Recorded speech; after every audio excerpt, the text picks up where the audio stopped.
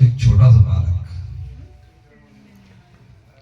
ठाकुर जी को गोपाल जी कहते वो जब शयन करता है तो शयन करते में बच्चे जब अपने माता पिता से चिपक के सोते हैं और अपने माता पिता से कहता थोड़ी दूर सो, एक तरफ उसकी माता होती है एक तरफ पिता, तो 1.5 फीट दूरी 1 फीट दूरी दोनों से रख के सोता।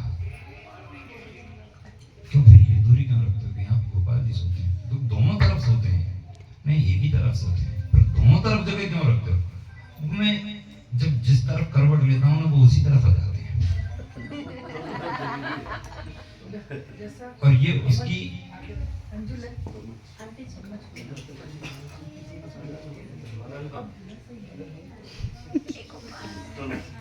एक तो हमारे लड्डू कैंसिल करवाती है कल के, ऊपर से हमारे ही सामने पड़ा सिया हो जो चीज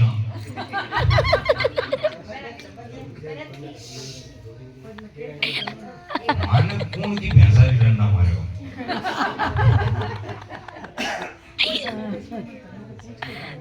भैया तो वो बालक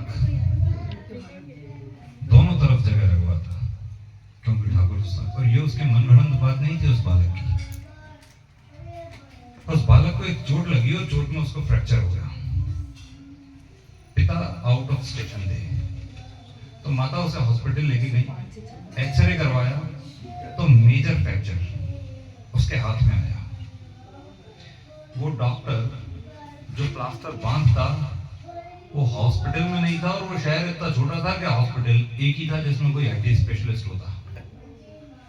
तो अब पता चला कि वो डॉक्टर शाम को आएंगे और शाम को ही पट्टा चढ़ेगा हाथ पे। वो बच्चा तो चैन ना लगने दे, फूट फूट के रोए, मेजर फ्रैक्चर हाथ में।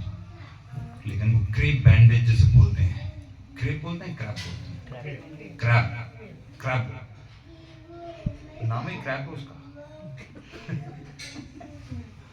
क्रैप बैंडेज उसको बांधी, लेकिन उससे दर्द रुकता है क्या? वो रोता, पेन किलर से भी कितना दर्द तो वो सहन कर पाता, वो रोता।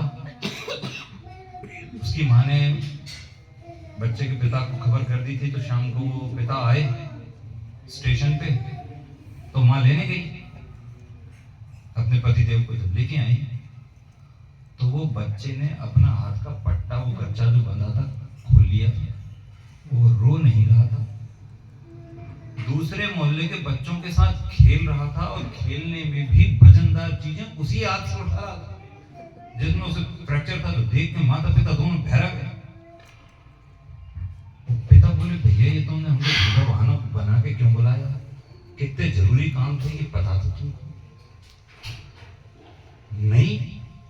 सौहार्दपूर्वक कहते हैं कि इसको फ्रैक्चर हुआ हाथ में, तो वो दोनों घबराए, लेके गए हॉस्पिटल। हॉस्पिटल में लेके गए, दोबारा एक्सरे करवाया क्योंकि बच्चे को दर्द ही नहीं हो रहा था। तो एक्सरे में ये आया कि कभी इस हाथ में फ्रैक्चर हुई नहीं। सुबह को मेजर फ्रैक्चर और शाम को है नहीं। तो उसे घर लौटा के ले आए। पूछा भाई ये क्या हुआ, तूने पट्टा क्यों खोल दिया? कहने माँ आप वहां गई ना तो मैं अकेला रह गया ना घर में, तो मुझे बहुत दर्द हो रहा था, मुझे बहुत दर्द हो रहा था। तो मैं गोपाल जी के पास गया और गोपाल जी से मैंने कहा गोपाल जी देखो ना बहुत दर्द हो रहा है, इसको ठीक कर दो। गोपाल जी ने ऐसे करके हाथ घुमाया तो ठीक हो गया। एक बात वो गोपाल जी कहता था, एक गोपाल से याद आया। दूसरी एक घटना याद आई, केरल में थे तब एक महिला मिली थी, वो पेरिस की थी, उनका नाम था मोनिका। उस समय उनकी उम्र रही होगी 73 वर्ष, कितनी लगभग 13 वर्ष पुरानी बात होगी आप सब, 13 वर्ष या 15 वर्ष। उन्होंने उनको बताया कि उनके अंतिम बच्चे का जन्म हुआ था। तब उन्होंने देखा कि वो तो खुद जमीन से उठ गई हैं इतने ऊपर, और इधर डॉक्टर जो है वो सब हताश, ये तो मर गई। वो सब मशीन वो जो टू टू करती हैं वो करने लगती, और वो सोच रही कि मैं ये खड़ी हूं, ये तो मुझे मार रहा है, और मेरा शरीर, मैं भी तो यहीं पड़ी हूं। फिर वो ऐसे देखे, फिर वो ऐसे, वही खुद बता रही, फिर वो ऐसे देखे, फिर वो ऐसे देखे, कि मैं यहाँ हूँ, तो मैं तो यहाँ हूँ, लेकिन मैं यहाँ अनुभव कर रही हूँ अपने आप को, और वो मरा पड़ा। मतलब जिंदगी भर ये जो पड़ा है शरीर में, यही सोचती रही कि मैं ये हूँ, लेकिन मैं तो ये नहीं हूँ, मैं तो ये हूँ। ये हूँ इसे तो मैं जानती नहीं हूँ, तो मैं हूँ कौन? वो तो मैं नहीं हूँ, लेकिन मैं हूँ कौन? इतनी सोच रही थी। इतने में मुझे लगा कि किसी ने मुझे वापस पकड़ के उस शरीर में डाल दिया। वो सब डॉक्टर वगैरह सब खुश हो गए, कह रही है तू जिंदा है, जिंदा है, जिंदा है।